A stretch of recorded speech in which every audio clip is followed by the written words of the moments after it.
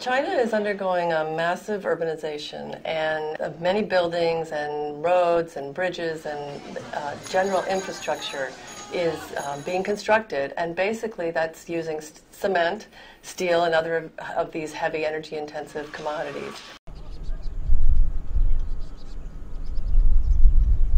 For several years now, China has had preferential pricing policies in place to promote wind energy and other sources of renewables, but it's only now that they're starting to look at preferential pricing policies for solar photovoltaics, and they're under discussions for a feed-in tariff for these technologies, which will potentially mean much broader deployment of solar within China. I think that the Chinese government is realizing that they've become this leader in manufacturing this technology, and yet they're not really taking advantage of the potential greenhouse gas reductions this technology provides.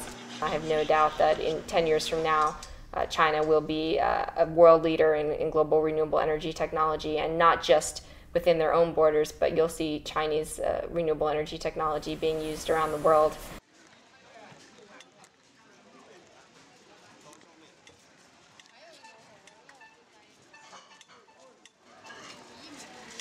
Well, when I first came to China about 10 years ago now, to look at wind energy development here, there were just a handful of wind turbines in China, and many people in the Chinese government who I spoke with thought I was silly for looking at wind energy development here.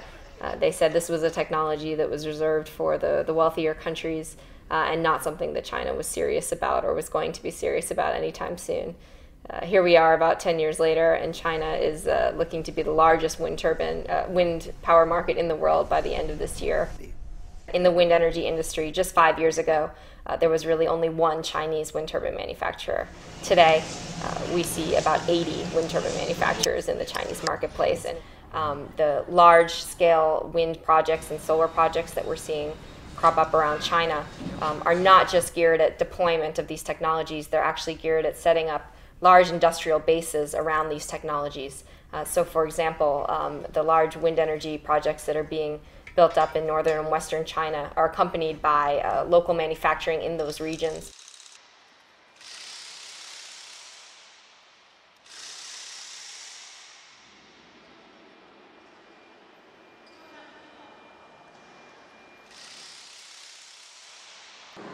我们现在这个看到我们机组呢，主要是发往全国各地都有，主要是集中在内蒙和南方沿海地区。然后呢，我们的这个主要客户现在是在国内主要客户就是几大电力公司，华能、华电之类，龙源。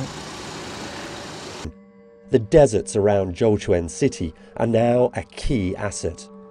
The cluster of wind farms here has expanded from almost nothing 3 years ago to now being the largest in China, and they're on course to become the biggest in the world.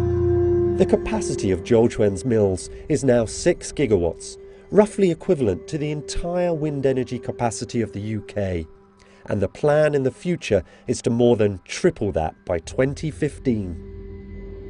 首先10年以后，我觉得家家户户应该首先用的都是清洁能源所产生的电能，其次应该在这茫茫的戈壁滩上应该能够看见大规模的这个蓝色的这个光电场，应该也是一道这个亮丽的这个风景线。China has vowed to cut its dependence on fossil fuels and has become the world's biggest builder of new wind farms, hydropower dams, and nuclear power stations. This year, solar power is also set to take off, thanks to a new tariff for solar projects introduced late last year. Analysts expect China's installed solar capacity will double this year. And next year, China could overtake Germany and the US as the world's biggest installer of new panels.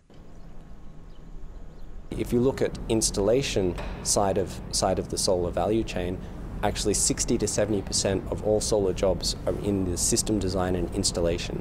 So wherever the end market is, it certainly has a very positive impact in terms of job growth. 我们公司这个分厂的分机主要是吉益公司在国内生产的1.5兆瓦的分机，和南通万阳安旭能公司生产的1.5兆瓦的分机。